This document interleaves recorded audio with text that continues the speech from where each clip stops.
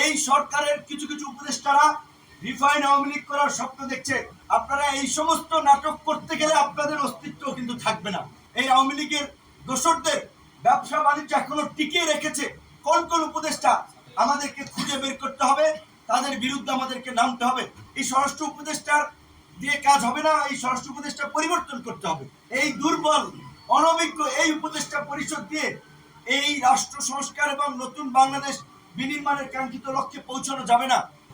আইবিকে যখন গ্রেপ্তার করতে গিয়েছে, আপনারা নাটক লক্ষ্য করেছেন, নাটকের আপনারা চিত্রায়ন দেখেছেন, সুন্দর একটি পুলিশ গ্রেপ্তার করতে গেছে, পুলিশ খোঁজ গল্প করছে, চা খাচ্ছে, কফি খাচ্ছে, আইবি সাজগুজ করে আপনার এই গ্রেপ্তারের জন্য বেরিয়ে আসছেন এবং এরই মধ্যে জনগণকে সংগঠিত হয়ে তার বাসার সামনে নারায়ণগঞ্জে মিছিল মিটিং করার সুযোগ দিয়েছেন। আর প্রশাসন নীরব দর্শকের ভূমিকায় ছিল। এগুলো কেন হয়েছে জানেন? এই সহজ সমীকরণ আপনাদেরকে মিলাতে হবে। এই আইবি সাবের হোসেন চৌধুরীদেরকে দিয়েই এই সরকারের কিছু কিছু উপদেষ্টারা রিফাইন আওয়ামী লীগ করার স্বপ্ন দেখছে। তাই আমরা বলছি উপদেষ্টাদেরকে, আপনারা এই সমস্ত নাটক করতে গেলে আপনাদের অস্তিত্ব কিন্তু থাকবে না। আইবিকে গ্রেপ্তারে কেন তাকে গ্রেপ্তার করতে গিয়ে এই নাটক করা হলো?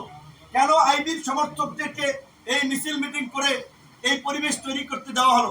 মানে দেখানো হয়েছে যে আইবি ইজ ভেরি পপুলার, তাই আইবিকে দিয়ে আমরা আওয়ামী লীগ রিফাইন করবো, আওয়ামী লীগকে নির্বাচনে নেব। সাবের হোসেন চৌধুরীর বিদেশি কালেকশন, তিনি ইন্টার পার্লামেন্টারি ইউনিয়নের নেতা ছিলেন, এই কারণে তাদেরকে মুক্তি দেওয়া হয়েছে।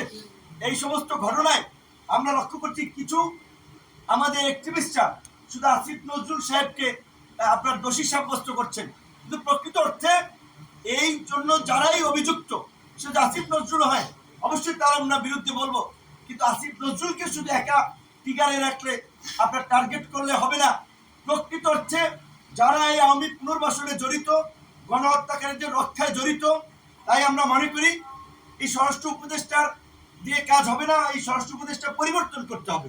এবং একই সাথে এই দুর্বল অনভিজ্ঞ এই উপদেষ্টা পরিষদ দিয়ে এই রাষ্ট্র সংস্কার এবং নতুন বাংলাদেশ বিনির্মাণের কাঙ্ক্ষিত লক্ষ্যে পৌঁছানো যাবে না। আমরা বারবার বলছিলাম এটি একটি জাতীয় সংকট, এই জাতীয় সংকট থেকে দেশকে উত্তরণের জন্য জাতীয় সরকার দরকার। সরকার আমাদের দুটো দাবির মধ্যে একটি দাবি আওয়ামী লীগকে নিষিদ্ধ করেছে, যদিও এটি চূড়ান্ত নিষিদ্ধ নয়, তাদের এই বিচার নিষ্পত্তি না হওয়া পর্যন্ত তাদের কার্যক্রমে নিষেধাজ্ঞা দিয়েছে।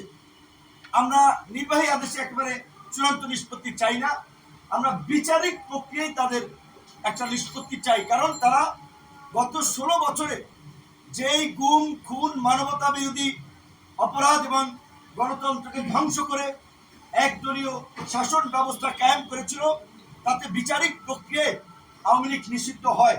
কিন্তু সেই বিচারিক প্রক্রিয়াকে এগিয়ে নেওয়ার জন্য এই একটা ট্রাইব্যুনাল দিয়ে এটা সম্ভব নয়। সেই কারণে আমরা মনে করি একাধিক ট্রাইব্যুনাল গঠন করা দরকার। একই সাথে এই গণহত্যার সাথে জড়িত ফাঁসিবাদ এবং তার দোসর, এই যে আওয়ামী লীগের যে নাট বল্টু স্পেন্সার ছিল, যে 14 দল এই ইনু মেননরা, এদেরকেও বিচারের মুখোমুখি করতে হবে। আওয়ামী লীগ নিষিদ্ধের পাশাপাশি এই যে জাতীয় পার্টি আজকে জিএম কাদের সাহেব আস্ফলন করছেন, দেখি বিভিন্ন ধরনের মিটিং টিটিংয়ে সগর্বে ঘুরে বেড়াচ্ছেন, এই জিএম কাদের এবং এই জাতীয় পার্টি এরশাদ আওয়ামী লীগকে গত 16 বছর হৃষ্টপুষ্ট করেছেন। এই জাতীয় পার্টি কোনোভাবেই এর দায় এড়াতে পারেন না। জাতীয় পার্টির জিএম কাদের সহ শীর্ষ নেতাদেরকে অনতিবিলম্বে গ্রেপ্তার করতে হবে, আমরা এখান থেকে দাবি জানাই।